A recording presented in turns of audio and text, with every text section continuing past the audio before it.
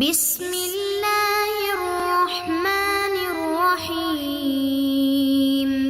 بسم اللہ الرحمن الرحیم۔ السلام علیکم عزیز طلبہ کرام، امید ہے آپ حضرات خیریت سے ہوں گے۔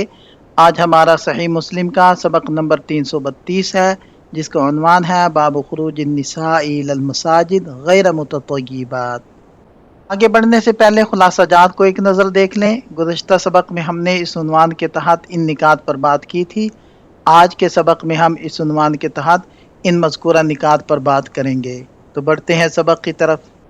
وبه قال حدثني عمرو الناقد وزهير بن حرب جميعا عن ابن عيينة قال زهير حدثنا سفيان بن عيينة عن الزهري سمع سالما يحدث عن أبيه يبلغ به النبي صلى الله عليه وسلم قال إذا استأذنت أحدكم امرأته إلى المسجد فلا يمنعها۔ حضرت ابن عمر رضی اللہ عنہما سے مرفوعا مروی ہے کہ نبی پاک صلی اللہ علیہ وسلم نے فرمایا، جب تم میں سے کسی کی بیوی مسجد جانے کی اجازت مانگے تو اسے منع مت کرو۔ اس اسناد کے رجال 6 ہیں۔ پہلے ہیں عمرو الناقد، جن کا مکمل نام ہے عمرو بن محمد بن بکیر البغدادی، ثقۃ حافظ۔ دوسرے ہیں زہیر بن حرب، تیسرے ہیں سفیان بن عیینہ، اور چوتھے ہیں الزہری محمد بن مسلم، پانچویں ہیں سالم بن عبداللہ بن عمر بن خطاب رضی اللہ عنہما، چھٹے ہیں ان کے والد گرامی حضرت عبداللہ ابن عمر بن خطاب العدوی، صحابی ابن صحابی ہیں رضی اللہ عنہما۔ 73 ہجری کے اندر ان کی وفات ہوئی۔ امام نووی رحمہ اللہ اس حدیث سے یہ ثابت کرتے ہیں کہ عورت اپنے خاوند کی اجازت کے بغیر گھر سے باہر نہیں نکل سکتی۔ ان کی دلیل یہ ہے کہ حدیث میں خاوندوں کو یہ حکم دیا گیا ہے کہ وہ مسجد جانے کی اجازت دیں، اور اجازت مانگنے کا حکم خود اس بات کی دلیل ہے کہ اصل حق شوہر کے پاس ہے اور عورت اس کی اجازت کے بغیر نہیں نکل سکتی۔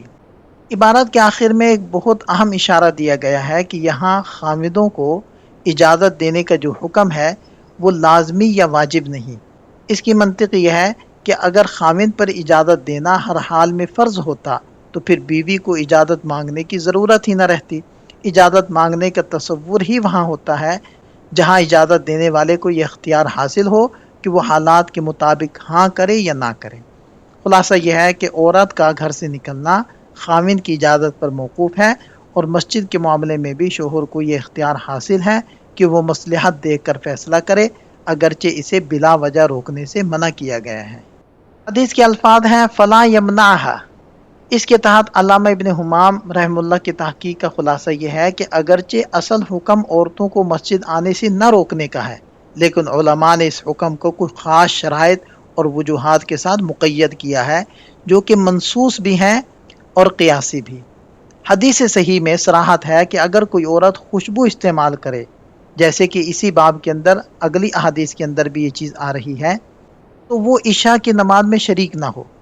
اسی طرح صحیح مسلم کی بعض روایات میں اس اجازت کو رات کے وقت کے ساتھ خاص کیا گیا ہے، جس سے معلوم ہوتا ہے کہ اجازت مطلق نہیں بلکہ شرائط کے ساتھ ہے۔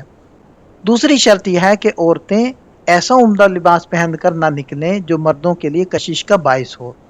اسی طرح عورتوں کے مسجد میں جانے سے مردوں کے ساتھ اختلاط کی کوئی ممکنہ صورت نہ ہو، چونکہ اب خواتین گھر سے نکلتے وقت ایسی زینت اور تیاری کے اہتمام کرتی ہیں جو گھر میں نہیں ہوتا، اس لیے ان حالات میں انہیں روکنا ہی اصل حکم بن جاتا ہے۔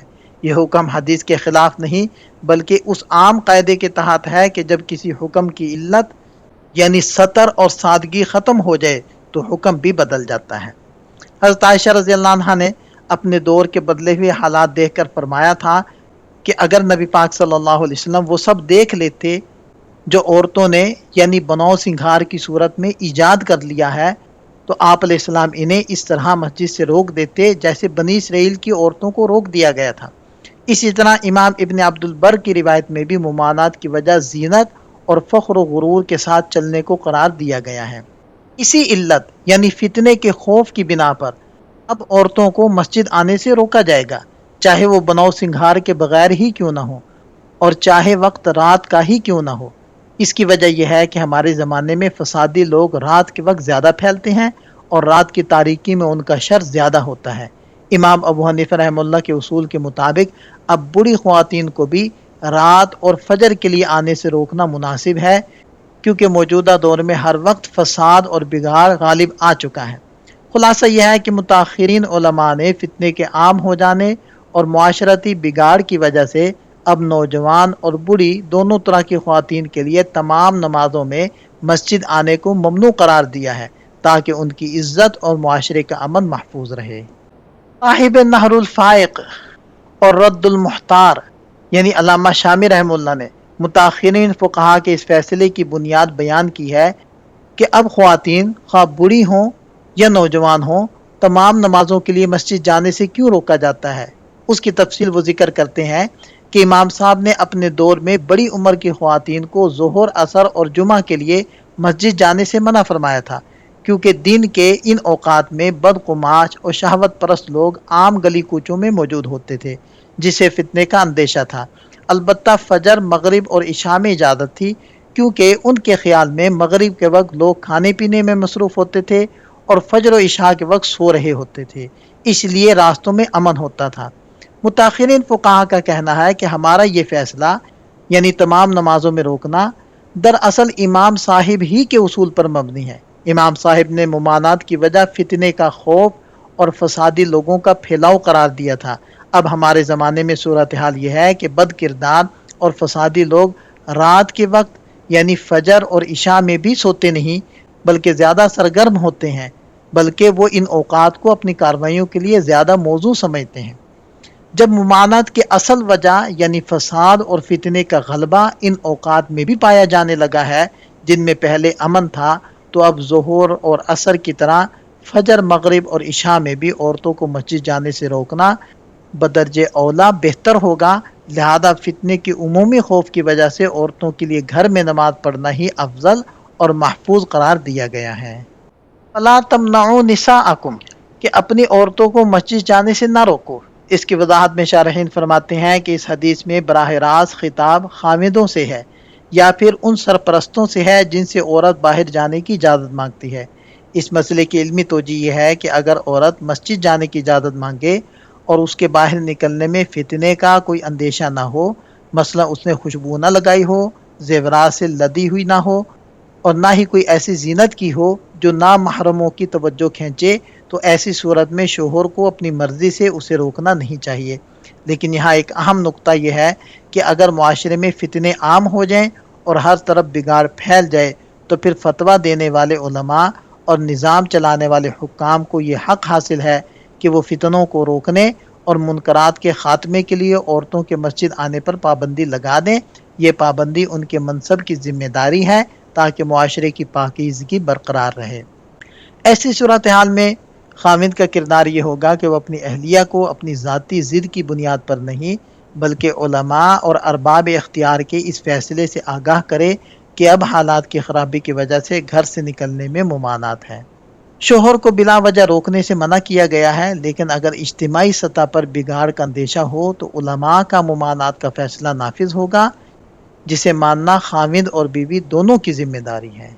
نبی پاک صلی اللہ علیہ وسلم کے زمانے میں عورتوں کے مسجد میں حاضر ہونے کی ایک خاص ضرورت تھی، وہ یہ کہ اس وقت نئے نئے احکام کا نزول ہو رہا تھا۔ آپ علیہ السلام کے مواعظ حسنہ مسجد ہی میں ہوتے تھے اور ان کے حصول کا واحد ذریعہ مسجد میں حاضر ہونا تھا۔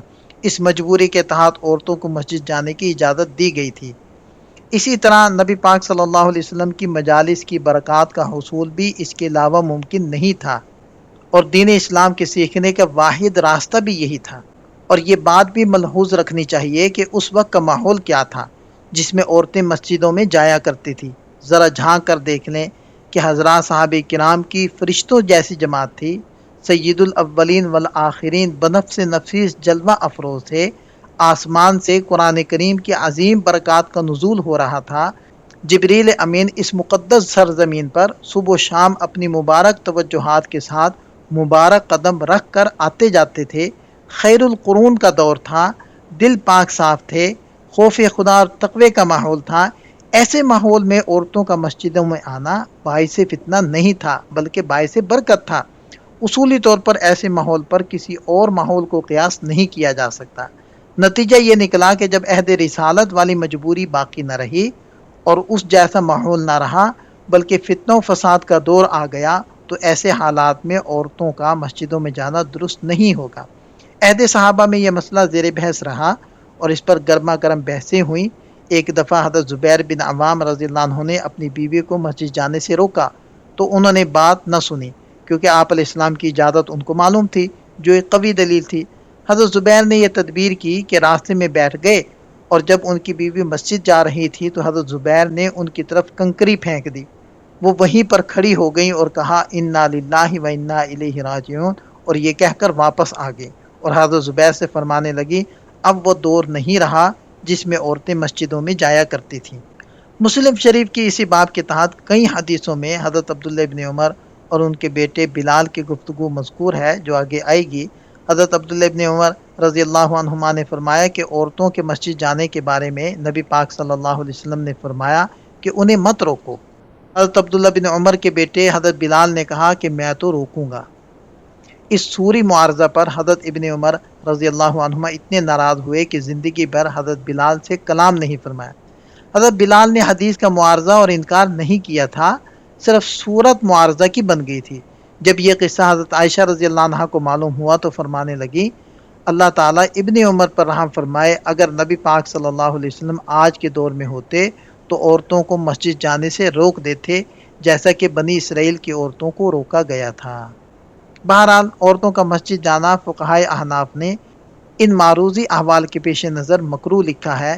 حدیث کا جواب اپنی جگہ صحیح ہے، مگر حدیث کے لیے وہ ماحول نہیں رہا جس ماحول میں یہ حدیث فرمائی گئی تھی، اور جس مجبوری کے پیش نظر یہ بات فرمائی گئی تھی۔ اب وہ مجبوری نہیں رہی، اس لیے علماء فرماتے ہیں کہ لا تمنعوا نساءکم میں جو نہیں وارد ہے وہ مکروہ تنزیہی پر محمول ہے، یعنی روکنا خلاف اولا ہے، مطلب یہ کہ اگر کوئی روکے تو وہ بھی جائز ہے۔ وبه قال حدثني حرملة بن يحيى قال أخبرنا ابن وهب قال أخبرني يونس عن ابن شهاب قال أخبرني سالم بن عبد الله أن عبد الله بن عمر قال سمعت رسول الله صلى الله عليه وسلم يقول لا تمنعوا نساءكم المساجد إذا استأذنكم إليها قال فقال بلال بن عبد الله والله لنمنعهن قال فأقبل عليه عبد الله فسبه سبا سيئا ما سمعته سبه مثله قط وقال اخبرك عن رسول اللہ صلی اللہ علیہ وسلم وتقول واللہ لنمنعهن۔ حضرت سالم بن عبداللہ سے مروی ہے کہ حضرت عبداللہ ابن عمر رضی اللہ عنہما نے فرمایا کہ میں نے نبی پاک صلی اللہ علیہ وسلم کو یہ فرماتے ہوئے سنا ہے کہ اپنی خواتین کو مسجد جانے سے مت روکا کرو جب وہ اجازت مانگے۔ حضرت ابن عمر رضی اللہ عنہما کے صاحبزادے بلال بن عبداللہ نے کہا اللہ کی قسم ہم ضرور ان کو منع کریں گے۔ سالم کہتے ہیں کہ حضرت عبداللہ ابن عمر ان کی طرف متوجہ ہوئے اور انہیں اتنا شدید برا بھلا کہا کہ ہم نے ان کی زبان سے کبھی ایسی باتیں نہیں سنی تھیں، اور حضرت عبداللہ رضی اللہ عنہ نے فرمایا میں تجھے نبی پاک صلی اللہ علیہ وسلم کی حدیث بتلا رہا ہوں اور تو کہتا ہے کہ ہم ضرور منع کریں گے۔ اس اسناد کے رجال 6 ہیں۔ پہلے ہیں حرملہ بن یحییٰ بن حرملہ، دوسرے ہیں ابن وہب جن کا نام ہے عبداللہ بن وہب ثقۃ حافظ عابد، تیسرے ہیں یونس بن یزید الایلی ثقۃ ثبت، بقیہ حضرات کا تذکرہ اس سے پہلے ہو چکا ہے۔ اس عبارت میں حضرت عبداللہ ابن عمر رضی اللہ عنہما کے صاحبزادے کے اس واقعے کی وضاحت کی گئی جنہوں نے خواتین کی مسجد جانے سے متعلق حدیث نبوی پر اعتراض کیا تھا۔ اس واقعے کی مختلف روایات اور ان میں تطبیق کی تفصیل یہاں ذکر کی گئی ہے۔ روایات میں اختلاف ہے کہ حضرت عبداللہ بن عمر رضی اللہ عنہما کو جواب دینے والے ان کے کون سے بیٹے تھے۔ ایک روایت میں بلال بن عبداللہ کا نام ہے، جبکہ مجاہد کی روایت میں واقد کا نام ملتا ہے۔ حافظ ابن حجر رحمہ اللہ فرماتے ہیں کہ راجح بات یہی ہے کہ یہ واقعہ بلال کے ساتھ پیش آیا، کیونکہ خود انہوں نے اور ان کے بھائی سالم نے بھی یہی بیان کیا ہے۔ البتہ یہ بھی ممکن ہے کہ یہ واقعہ دونوں بیٹوں کے ساتھ الگ الگ پیش آیا ہو، یا ایک ہی مجلس میں دونوں نے بات کی ہو اور حضرت ابن عمر رضی اللہ عنہما نے ہر ایک کو اس کے انداز کے مطابق جواب دیا ہو۔ مختلف روایات سے پتہ چلتا ہے کہ جب بیٹے نے حدیث رسول صلی اللہ علیہ وسلم کے مقابلے میں اپنی رائے دی تو حضرت ابن عمر رضی اللہ عنہما شدید جلال میں آ گئے۔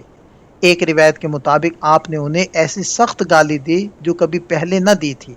طبرانی کی روایت میں ہے کہ آپ نے ان پر 3 بار لعنت بھیجی۔ بعض روایات میں ہے کہ آپ نے فرمایا اف ہو تجھ پر، اور اس کے سینے پر ہاتھ مار کر پیچھے دھکیل دیا۔ ایک اور روایت میں ہے کہ آپ نے فرمایا اللہ تیرے ساتھ ایسا اور ایسا کرے، یعنی سخت ناراضگی کا اظہار فرمایا۔ علماء نے ان الگ الگ جوابات میں یہ حکمت بیان کی ہے کہ غالباً بلال نے حدیث کے مقابلے میں محض اپنی رائے پیش کی تھی اور ممانعت کی کوئی ٹھوس وجہ نہیں بتائی تھی، اس لیے انہیں سخت ترین جواب دیا گیا، جبکہ واقد نے اپنی مخالفت کی ایک وجہ بھی بیان کی تھی کہ عورتیں اسے فساد کا ذریعہ بنا لیں گی، اس لیے ان کے ساتھ قدرے کم سختی کی گئی۔ خلاصہ کلام یہ ہے کہ حضرت عبداللہ ابن عمر رضی اللہ عنہما کی اس شدید ناراضگی کا اصل سبب یہ تھا کہ ان کے صاحبزادے نے اللہ کے رسول صلی اللہ علیہ وسلم کی حدیث کے سامنے اپنی ذاتی رائے یا مصلحت کو اہمیت دی تھی۔ آپ یہ برداشت نہ کر سکے کہ جب حدیث رسول صلی اللہ علیہ وسلم بیان ہو رہی ہو تو کوئی اس پر لیکن یا مگر نہ کہے، چاہے وہ ان کا اپنا بیٹا ہی کیوں نہ ہو۔ بہرحال گفتگو میں حضرت عبداللہ ابن عمر اور ان کے بیٹے بلال کا کلام کا تبادلہ کچھ اس طرح ہوا کہ ظاہری طور پر حضرت بلال کے کلام میں نبی پاک صلی اللہ علیہ وسلم سے معارضہ کی صورت پیدا ہوگی۔ یہ صورتاً معارضہ تھا، حقیقتاً بالکل نہ تھا، کیونکہ حقیقتاً معارضہ تو انکار حدیث اور اسلام کے ایک حکم کا انکار ہے، اس کا حضرت بلال سے تصور بھی نہیں کیا جا سکتا۔ بہرحال حضرت ابن عمر اس سوری معارضے پر سخت ناراض ہوئے اور حضرت بلال کو سخت سست کہا اور قسم کھائی کہ تم سے زندگی بھر کلام نہیں کروں گا، چنانچہ زندگی بھر اپنے لخت جگر سے کلام نہیں فرمایا۔ 3 دن سے زیادہ باتوں کا بائیکاٹ کرنا دنیاوی مقصد کے لیے حرام ہے، دینی حمیت اور دینی غیرت کی وجہ سے جائز ہے، اور یہاں ایسا ہی تھا۔ بہرحال حضرت عائشہ رضی اللہ عنہا کو جب اس واقعے کا علم ہوا تو آپ نے فرمایا، اللہ تعالیٰ ابن عمر پر رحم فرمائے، ان کا بیٹا بلال صحیح کہتا ہے۔ آج اگر نبی پاک صلی اللہ علیہ وسلم ہوتے تو آپ خود عورتوں کو مسجد جانے سے منع فرما دیتے۔ آنے والی چند احادیث میں یہی تفصیل مذکور ہے۔ اس حدیث کی تخریج کو ذکر کیا گیا ہے۔ یہاں ہمارا سبق مکمل ہو جاتا ہے۔ ایک نظر خلاصے کو دیکھ لیں۔ اس باب سے متعلق دیگر احادیث کو ہم اگلے سبق کا حصہ بناتے ہیں۔ تو ملتے ہیں نئے سبق کے ساتھ۔ اللہ تعالیٰ ہم سب کا حامی و ناصر ہو۔ دعا میں یاد رکھیے گا۔ السلام علیکم۔